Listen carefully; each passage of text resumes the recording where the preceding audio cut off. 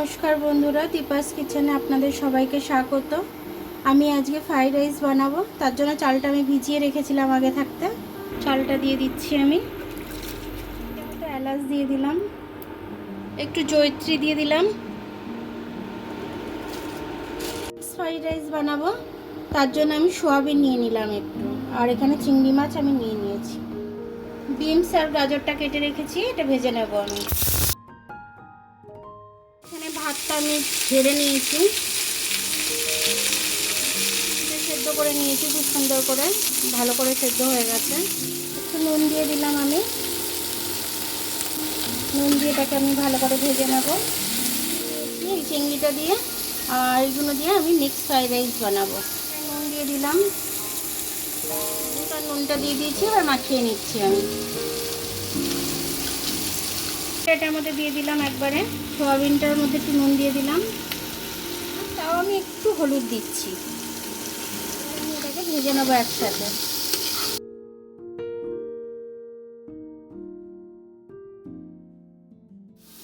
চিংড়ি মাছটা ভেজে নিচ্ছি আমি। চিংড়িটা ভাজা হয়ে গেছে, এটার মধ্যে রাইসটা দিয়ে দেবো। একটু চিনি দিয়ে দিলাম আমি।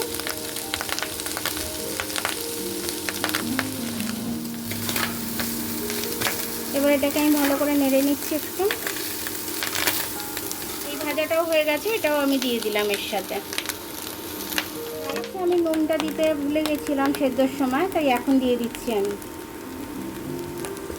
এবার আমি ভালো করে নেড়ে মিশিয়ে নেব।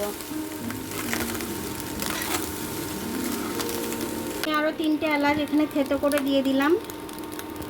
এলাচের গন্ধটা না আসলে ভালো লাগবে না।